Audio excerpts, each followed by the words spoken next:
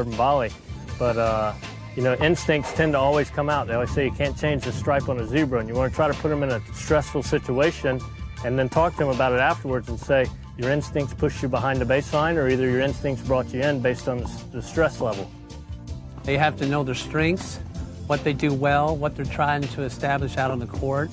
They have to know their weaknesses, a way to cover that up or camouflage a certain shot or aspect of the game that they don't do well. So in other words, an aggressive baseliner, someone that likes to hit big forehands, needs to understand that when they play points, they want to control the point with their forehand, either by sheer power, if they're consistent, or by using patterns. I think there's two types of strengths. One strength is a controlling part of your game. If you've got one stroke that's more consistent than the other, that's a strength in itself, being able to keep balls in play all the time. It's your controlling part. It's the setup. Maybe a big weapon that you have. If you have a huge forehand but you don't get it in a lot of times, it's something that you need to develop. You need to work on it. You wouldn't consider it a weakness, because I think power is also one of the other strengths. So you've got consistency being one of your strengths and power being one, and then trying to develop both of those to complement each other.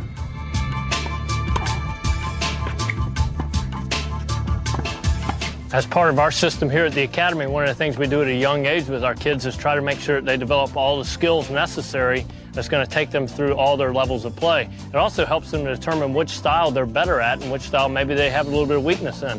For instance, here we're doing a serve and volley, first and second serve, for a complete set that we actually record down. So it's not their style of play, but they're developing a skill that they might even use as an option later on when they're playing against an opponent that necessarily doesn't like somebody attacking, and they're finding themselves getting beat at the baseline, so they can change their game and play a different style that attacks the weakness of their opponent.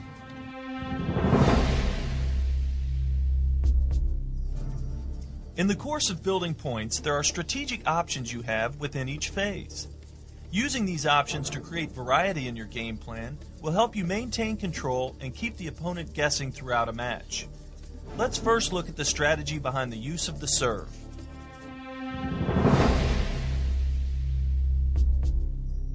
Typically, players tend to think of a first serve as hard and flat, and the second serve as a spin serve used to avoid a double fault. Thinking this way increases the predictability, allowing returners to anticipate what's coming. In baseball, for a pitcher to be effective, they avoid being predictable by using a variety of pitches. Their options are to change the spin of the ball, the speed of the ball, and the placement of the pitch in the strike zone. In tennis, the server has the same options. On a first serve, changing the spin, pace, and placement of the ball will work to reduce the effectiveness of the returner. Mixing the use of spin and pace on the first serve will make it difficult for the returner to establish timing. In addition, your selection of different placements on the serve can affect the positioning of the returner, allowing you to attack a weakness as well as add predictability to the direction of the return. Maintaining a high first serve percentage is important because the pressure shifts towards the server when hitting a second serve, giving the returner an advantage. On second serve, the use of spin is highly recommended because the spin action will help bring the ball down into the court to avoid the double fault. Your options include the slice and the kick serve, as well as rotating the placement of your second serve to establish variety.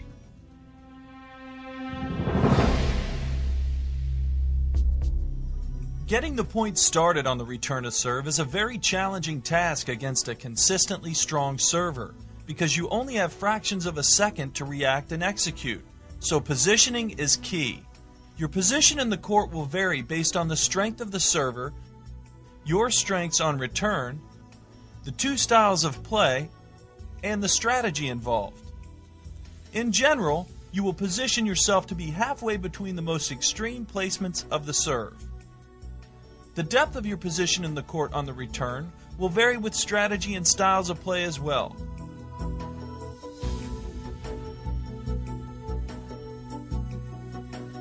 Most players will benefit on returning a first serve by simplifying the strokes using the pace that's already on the ball with a predetermined target zone in mind.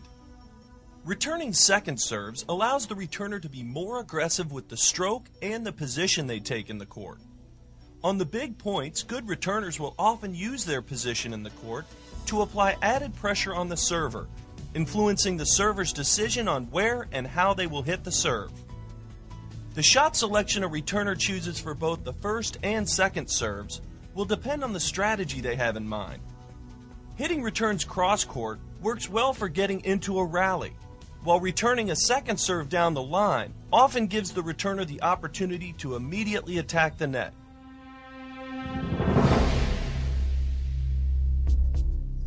Based on your shots and patterns that are good for your position in the court, as we discussed in Winning with Your Game Part 1, let's look at our options within the rally.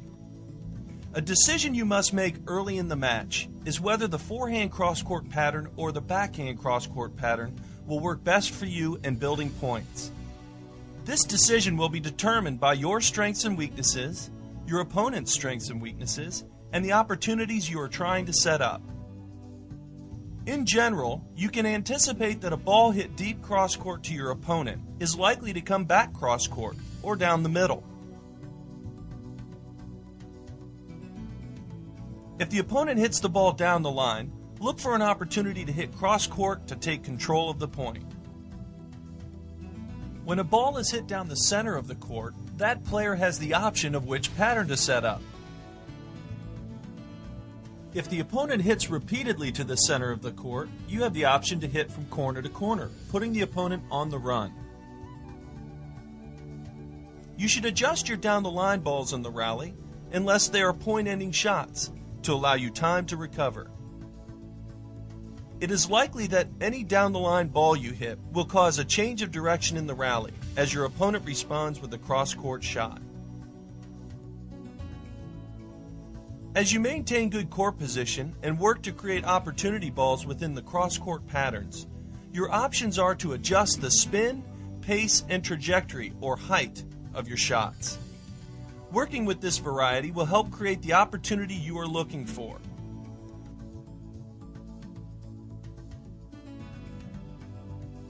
Angle shots can be used effectively within the rally to force the opponent out of position, often allowing you to take control of the point. I think it's true about any 3-5 or 4 player. You've got to have the shots there and be able to hit them every time. I mean, if you have a shot and you can't hit it 8 out of 10 times, you don't own the shot. You probably shouldn't be attempting it when you're trying to win a big point.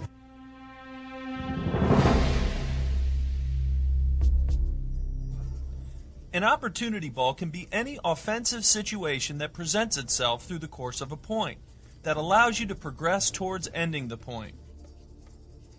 How you choose to work with that opportunity may vary and is often determined by your match mentality and your style of play.